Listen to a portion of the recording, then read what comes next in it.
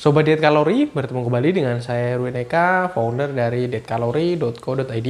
Di video kali ini saya akan membahas tentang mie shirataki yang konon dipercaya mampu menurunkan berat badan. Apakah ini fakta atau cuma sekadar hoax ya, akan dibahas di video ini. Jadi ketika seseorang mengkonsumsi mie shirataki ini, apakah bisa untuk membantu proses penurunan berat badan, ataukah itu hanya bahasa iklannya biar mie shirataki ini lebih laris dan sebagainya. Nah, kita simak video ini sampai dengan selesai. Oke, jadi poin pembahasan kita adalah mie shirataki ya, yang dipercaya mampu membuat seseorang turun berat badannya ketika mengkonsumsi mie shirataki ini. Nah, mie shirataki bentuknya putih ya, sampai ada yang memberi julukan dia itu seperti air yang air terjun itu, ada air yang turun itu ya, white waterfall itu ya, air jernih, air yang turun dari air terjun itu ya, kecil-kecil, panjang-panjang, semacam seperti itu. Nah, itu mie shirataki ya. Sekarang banyak sekali beredar di pasaran. Harganya cukup terjangkau juga, tidak terlalu mahal. Terus kemudian bahan bakunya dari umbi-umbian ya. Nama umbi yang bahan utamanya yang dipakai untuk mie shirataki itu namanya konjac.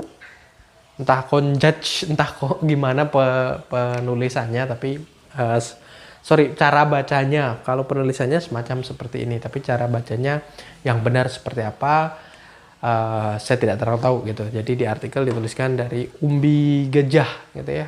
Jadi umbi yang besar begitu ya, mungkin warnanya putih, konjaj. Terus kemudian ya, mie shirataki ini ya, 95%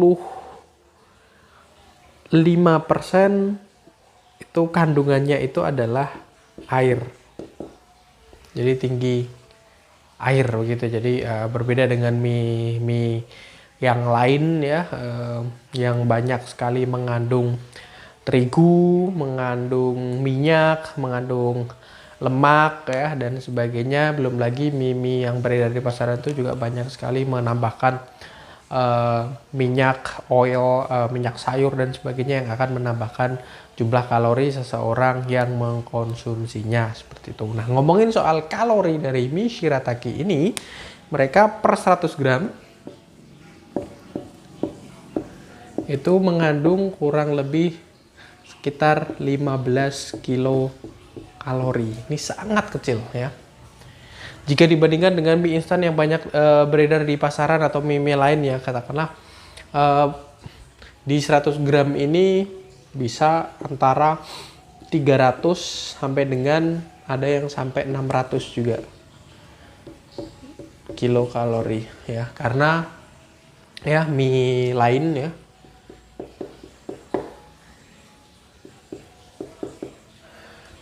ya, kebanyakan yang kita kenal selama ini itu digoreng, diawetkan dengan cara digoreng terlebih dahulu sehingga bisa awet masa simpannya. Kalau mie shirataki ini tidak terlalu awet, tapi ya bisa dilihat jumlah kalorinya yang terpaut cukup jauh gitu. Jadi kalau peer to peernya atau perbandingannya apple to apple-nya antara mie yang banyak beredar di pasaran dengan mie shirataki, tentu saja akan sangat jauh gitu. Terus apakah mie shirataki ini benar-benar bisa membuat seseorang kurus? Nah, ini sebagai gambaran awal dulu, 15 kilokalori memang kecil. Sementara ini besar ya, 300 sampai dengan 600 gitu.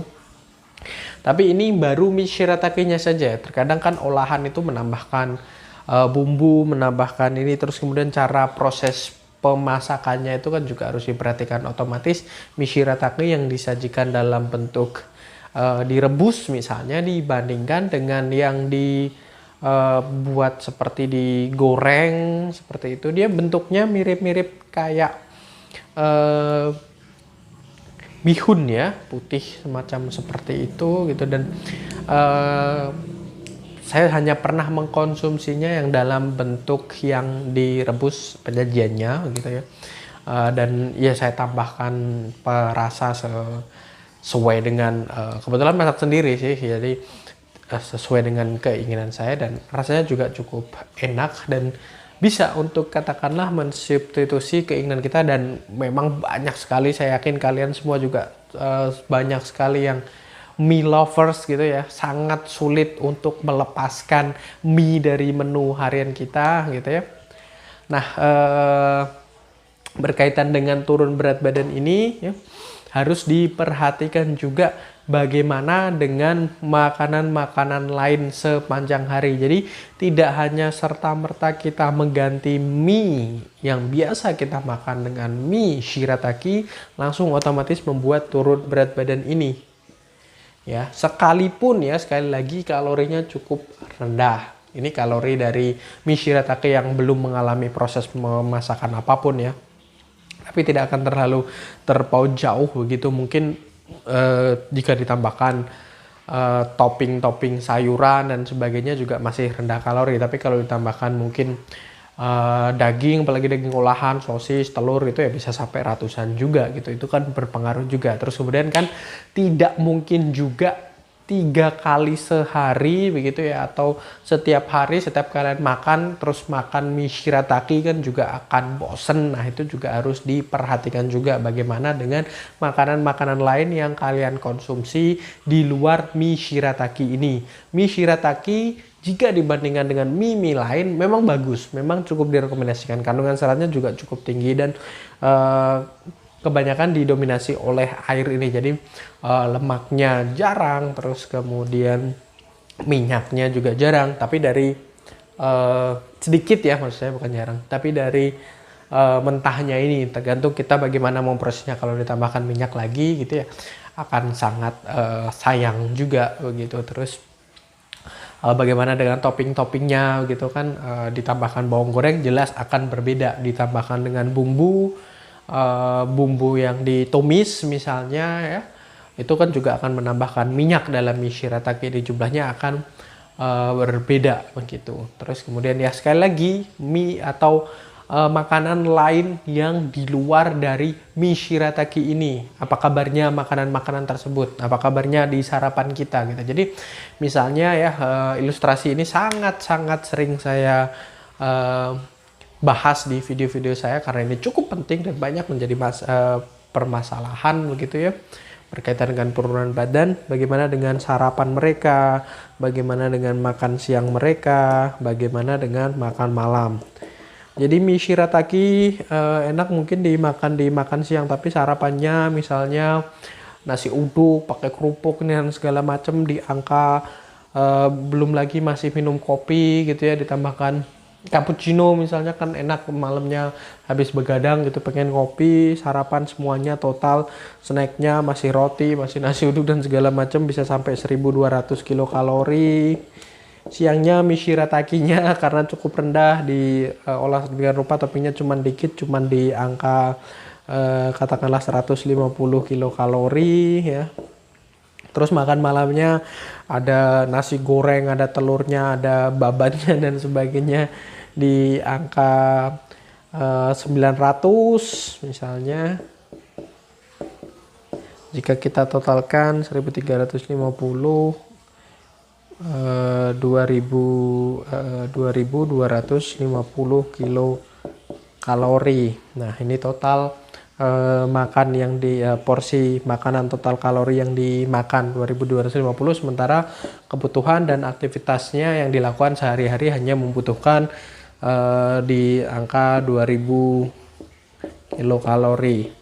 Ada surplus 250 kilokalori dan tujuan awalnya untuk menurunkan berat badan failed ya, gagal, semacam seperti itu. Jadi kalau kalian bisa menjaga sarapan kalian, makan malam kalian, dan makan siangnya dengan shirataki ini ya, saya tidak menganjurkan untuk mengkonsumsi mie shirataki ini 3 kali sehari karena pasti bosan gitu. Tapi tolong diperhatikan, siang sudah makan mie shirataki yang notabene kalorinya cukup rendah ya, terus kemudian harus menanggung dosa dari sarapan yang terlalu tinggi, terus kemudian makan malam. Terus juga banyak sekali lagi ya proses dari mie shirataki ini tidak serta-merta menjadikan dia rendah kalori semacam seperti ini, tapi kecapnya, sausnya itu menambahkan, belum lagi ditambahkan kerupuk tinggi kalori loh gitu. Terus kemudian nanti minumnya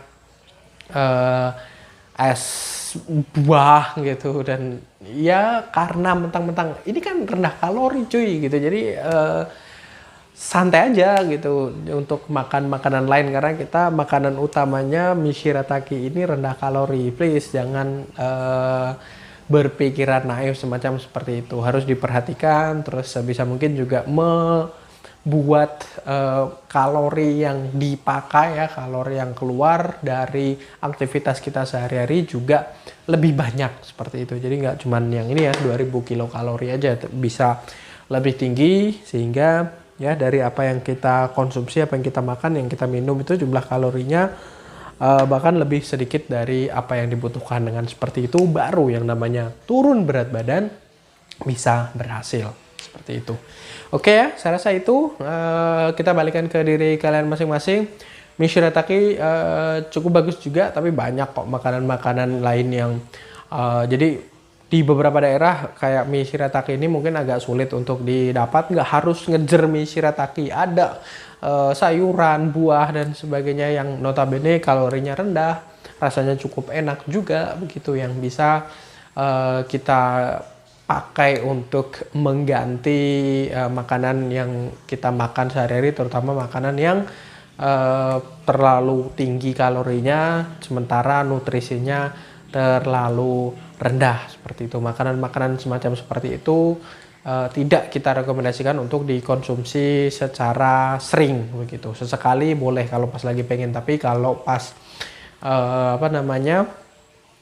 kehidupan kita sehari-hari dan ada another choice gitu loh, pilihan lain selain itu, misalnya pas lagi ada mie shirataki, ya kenapa kita tidak lebih memilih untuk mie shirataki ini. Oke, saya rasa itu mudah-mudahan bermanfaat bagi kalian semua soal mie shirataki ya. Dan jangan lupa subscribe, like, comment, and share juga. Terus follow sosial media kami yang ada di bawah ini ya. Ada podcast di Spotify, terus kemudian ada Instagram juga dan Facebook fanpage. Silahkan kalian like, dan sampai bertemu kembali dengan saya Erwin Eka dari dietkalori.co.id.